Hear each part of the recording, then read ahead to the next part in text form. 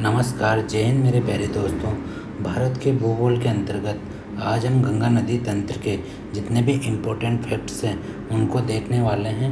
ये इम्पोर्टेंट इसलिए हैं, ये किसी न किसी एग्ज़ाम में किसी न किसी रूप में पूछे गए हैं और आगे भी आने वाले एग्ज़ामों में आने की संभावना रखते हैं। तो बिना टाइम वेस्ट किए टॉपिक की तरफ चलते हैं। गंगा नदी तंत्र भारत का सबसे बड़ा और सबसे लंबा नदी तंत्र है गंगा नदी तंत्र, जिसकी लंबाई कितनी है 25 से 25 किलोमीटर। भारत में सबसे बड़ा जलग्रहण क्षेत्र भी गंगा नदी का ही है, वो है 10.63 लाख वर्ग किलोमीटर। और इसका भारत में 8.61 लाख वर्ग किलोमीटर कहाँ पे भारत में है इसका जलग्रहण क्षेत्र। गंगा नदी भारत के 5 राज्यों से होकर प्रवाहित होती है, उत्तराखंड, उत्तर प्रदेश, बिहार, झारखंड और पश्चिम बंगाल। तो गंगा नदी यहाँ से निकली उत्तराखंड से, उत्तर प्रदेश में प्रवेश करी, बिहार में प्रवेश करी, झारखंड में प्रवेश करी और इसके बाद पश्चिम बंगाल में प्रवेश करके कहाँ पे चली गई, बांग्लादेश में चली गई। भारत में गंगा नदी की सबसे अधिक लंबाई उत्तर प्रदेश राज्य में, देखो उत्तर प्रदेश राज्य में यहाँ से प्रवेश करती है और यहाँ तक उत्तर प्रदेश, तो सबसे ज़्यादा लंबाई कहाँ पे है, उत्तर प्रदेश राज्य में पाई जाती है। जबकि सबसे कम लंबाई झारखंड राज्य में। अब झारखंड राज्य में केवल इतना सा निकल रहा है इसका छोटा सा पार्ट हल्का सा, तो झारखंड राज्य में सबसे कम लंबाई है इसकी। गंगा नदी 2 देशों से होकर प्रवाहित होती है, भारत और बांग्लादेश। बांग्लादेश में इसे पद्मा नदी कहा जाता है। अगर मैं गंगा नदी की बात करूँ तो यहाँ पे गंगा नदी तंत्र को एक बार समझते हैं। जो गंगा नदी तंत्र है ये गंगा नदी किस से मिलकर बनी होती है, भागीरथी और अलकनंदा से मिलकर बनी होती है। भागीरथी नदी का उद्गम होता है गंगोत्री ग्लेशियर से, जो कि उत्तराखंड में स्थित है। यहीं से बिला गंगा नदी का उद्गम होता है। इसी इन दोनों का संगम पर ही टिहरी बांध बना हुआ है। यहाँ से नदी भागीरथी नदी देवप्रयाग में जाकर अलकनंदा में मिलती है, वहाँ से गंगा बन जाती है। अब देखो अलकनंदा जो नदी है ये सतोपत जो ग्लेशियर है वहाँ से धौलीगंगा का उद्गम होता है। जब इसमें विष्णुप्रयाग में विष्णु गंगा मिलती है तो यहाँ से अलकनंदा नदी बन जाती है। फिर कर्णप्रयाग में अलकनंदा नदी में पिंडार नदी मिलती है। उसके बाद नंदप्रयाग में अलकनंदा नदी में नंदाकिनी मिलती है। उसके बाद रुद्रप्रयाग में अलकनंदा नदी में मंदाकिनी मिलती है। और जब ये सारी धाराएँ मिलकर अलकनंदा नदी के रूप में इसमें भागीरथी में मिलती है देवप्रयाग में, तो यहाँ से बन जाती है गंगा नदी। इसी तरह यमुना नदी यमुनोत्री से निकलती है और ये आगे चलकर गंगा नदी में मिल जाती है। ठीक है दोस्तों, अगली स्लाइड पे चलते हैं। गंगा नदी तंत्र।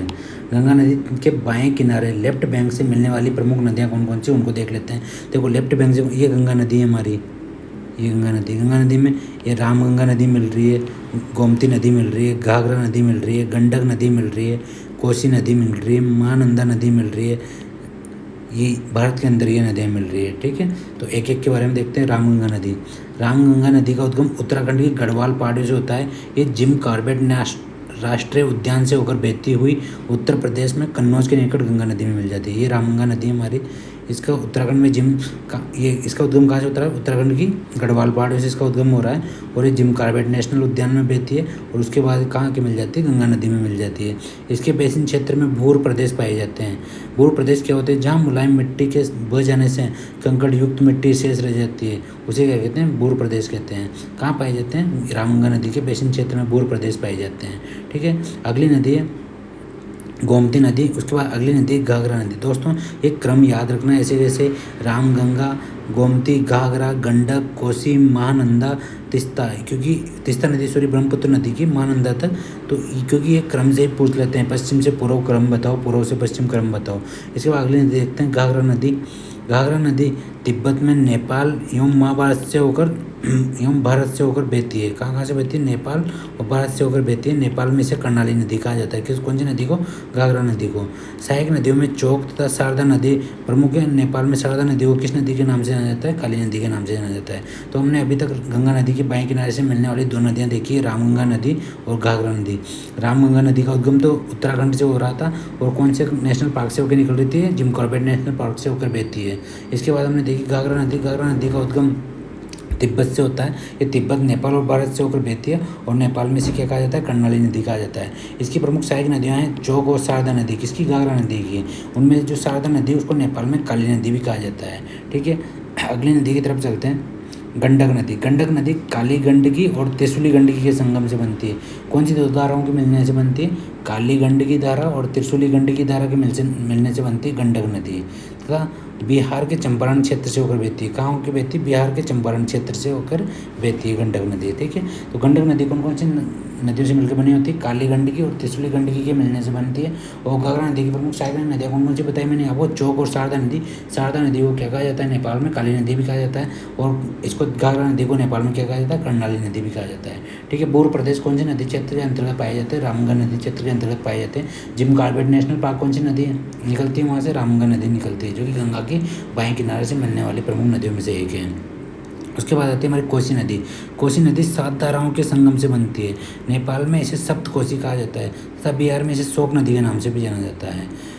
अरुण कोसी, सुन कोसी और तामुर कोसी इसकी प्रमुख धाराएं हैं। जो कोसी नदी है ना, ये 7 धाराओं के संगम से बनती है, और नेपाल में इसे सप्त कोसी कहा जाता है, और बिहार में इसे शोक नदी के नाम से भी जाना जाता है। ये जो 7 धाराएं हैं, इनमें से प्रमुख जो धाराएं वो है कौन सी, अरुण कोसी, सुन कोसी और तामुर कोसी इसकी प्रमुख धाराएं हैं। तो कोसी नदी तो 7 धाराओं के मिलने से बनती है, और गंडक नदी 2 धाराओं के मिलने से बनती है। ठीक है। इसके बाद आती है हमारी महानंदा नदी। महानंदा नदी दार्जिलिंग की पहाड़ियों से निकलती है और गंगा नदी में मिलने वाली बाएं हाथ की अंतिम सहायक नदी है। महानंदा नदी अंतिम सहायक नदी है बाएं तरफ से मिलने वाली गंगा नदी की नदियों में। ठीक है। कहाँ से निकलती है, दार्जिलिंग की पहाड़ियों से। तो बाएं तंत्र की नदियों को एक बार रिवाइज कर लेते हैं। रामगंगा नदी में हमने क्या पढ़ा, उत्तराखंड से निकलती है, जिम कॉर्बेट नेशनल पार्क से होकर गुजरती है, और इसके बोर प्रदेश इसके प्रवाह क्षेत्र में पाए जाते हैं। ठीक है। उसके बाद हमने घाघरा नदी पढ़ी। घाघरा नदी को नेपाल में कर्णाली नदी के नाम से भी जाना जाता है, और इसकी सहायक नदियों में चौक और शारदा है। शारदा नदी को नेपाल में काली नदी भी कहते हैं। फिर गंडक नदी 2 नदियों से मिलकर बनी होती है, काली गंडकी और त्रिशूली गंडकी के संगम से बनती है, और बिहार के चंपारण क्षेत्र से होकर गुजरती है। इसके बाद कोसी नदी हमने जो देखी वो 7 धाराओं से मिलकर बनी होती है। नेपाल में इसे सप्त कोसी कहा गया है, और बिहार में इसे शोक नदी के नाम से भी जाना जाता है। ये 7 धाराएं जो है उनमें प्रमुख धाराएं कौन सी, अरुण कोसी, सुन कोसी और तामुर कोसी प्रमुख धाराएं। और जो महानंदा नदी है, जो महानंदा नदी बाएं तट से मिलने वाली गंगा नदी तंत्र की नदियों में सबसे अंत की नदी है, और इसे ये दार्जिलिंग की पहाड़ियों से निकलती है, और इससे मिलने वाली बाएं हाथ की अंतिम सहायक नदी है। ठीक है दोस्तों। जो विश्व का सबसे बड़ा डेल्टा है वो गंगा नदी और ब्रह्मपुत्र नदी के संयुक्त निक्षेप से बने डेल्टा को कहते हैं। तो ये हुगली नदी है जो गंगा की सहायक नदी है, और ये मेघना नदी भी गंगा नदी ही है। तो इन दोनों के नदियों से मिलकर जो डेल्टा बनता है ना, ये विश्व का सबसे बड़ा डेल्टा है, और इसको सुंदरवन डेल्टा भी कहते हैं, क्योंकि ये यहाँ पे सुंदरी नामक वृक्ष की अधिकता पाई जाती है। जो हुगली नदी के मुहाने से लेकर मेघना नदी तक फैला हुआ है, ये हुगली नदी और ये मेघना नदी इनके मुहाने से लेकर यहाँ तक फैला हुआ है।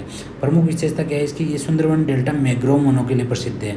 ये क्षेत्र ज्वार भाटा प्रभावी तटीय मैदान का उत्कृष्ट उदाहरण है। मतलब यहाँ पे ज्वार भाटा से जब ज्वार भाटा आता है तो यहाँ पे जो नदी की धारा है वो फुल हो जाती है, उनमें नाव चलने लग जाती है। जैसे पानी वापस उतर के जाता है तो वापस नीचे बैठ जाती है, तो नाव वहाँ की वहीं नीचे बैठ जाती है। तो इस तरीके से ज्वार भाटा प्रभावी तटीय मैदान का उत्कृष्ट उदाहरण है।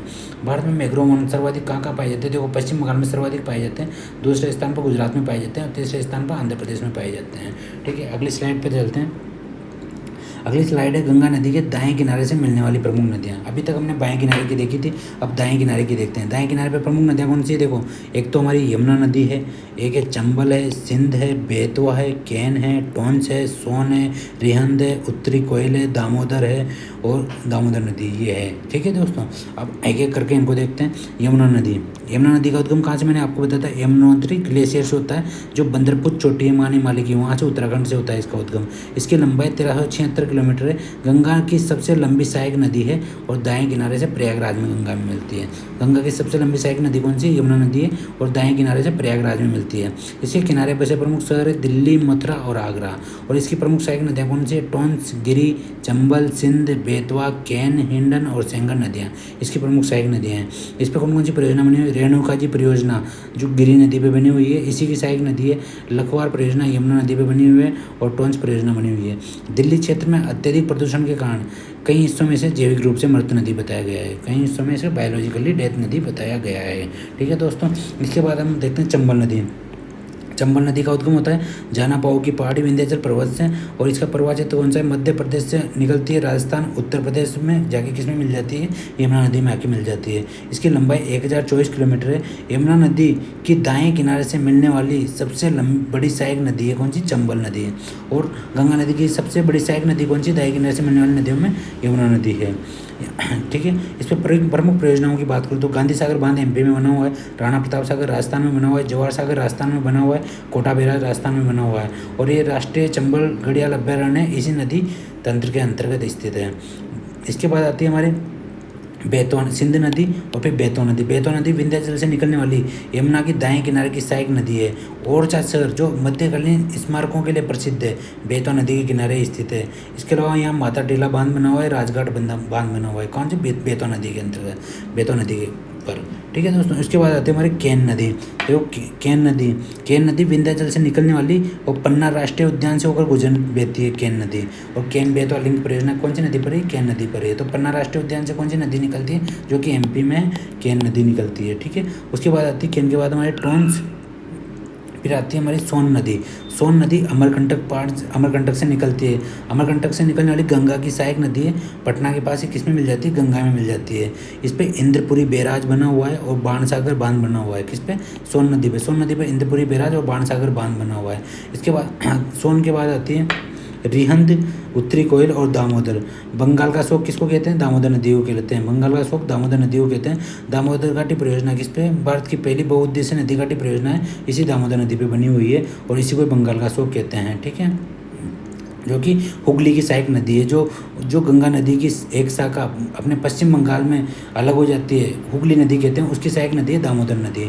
ठीक है, हुगली नदी, हुगली गंगा की एक वितरिका है जो कि इस पर कोलकाता बंदरगाह हुगली नदी पर ही स्थित है और दामोदर नदी हुगली की सहायक नदी है।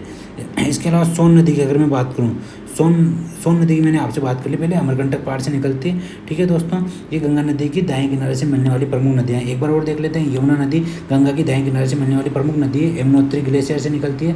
बंदरपुर चोटी उत्तराखंड में स्थित माने हिमालय पर, वहाँ से ये निकलती है। 1376 किलोमीटर इसकी लंबाई है। गंगा की सबसे लंबी सहायक नदी है और इसके शहर की दिल्ली, मथुरा, आगरा बसा हुआ है। दिल्ली में ये किसकी बायोलॉजिकल डेथ नदी के नाम से जानी जाती है। और इस पर रेणुका जी और लखवार परियोजना है, इसी नदी पर स्थित है। रेणुका जी गिरी नदी पर स्थित है जो कि इसी की सहायक नदी है और लखवार परियोजना यमुना नदी पर स्थित है। ठीक है, चंबल नदी की बात करूँ तो ये कहाँ से? जनाबाव पहाड़ी विंध्याचल प्रदेश से निकलती है। ये मध्य प्रदेश, राजस्थान, उत्तर प्रदेश में इसमें गंगा में यमुना में मिल जाती है और इसकी लंबाई 1024 किलोमीटर है और यमुना नदी के दाएं किनारे मिलने वाली सबसे बड़ी सहायक नदी है। ठीक है, इसमें राष्ट्रीय चंबल घड़ियाल अभ्यारण्य इसी नदी तंत्र पर स्थित है। ठीक है, और बैतूल नदी की अगर मैं बात करूँ, बैतूल नदी विंध्याचल से निकलने वाली यमुना की दाएं किनारे की सहायक नदी है। विंध्याचल पर्वत से निकलती है और यमुना की दाएं किनारे की प्रमुख सहायक नदी है। ओरछा शहर जो मध्यकालीन स्मारकों के लिए प्रसिद्ध था, वो बैतवा नदी के किनारे ही स्थित है। इसमें माता टीला बांध और राजघाट बांध बना हुआ है। ठीक है, इसके बाद बात करूँ मैं आपसे दामोदर नदी को बंगाल का शोक कहते हैं। दामोदर नदी घाटी परियोजना भारत की पहली बहुउद्देशीय नदी घाटी परियोजना है। केन नदी, सोन नदी, हुगली नदी इसी के सहायक नदियाँ हैं। थैंक यू दोस्तों।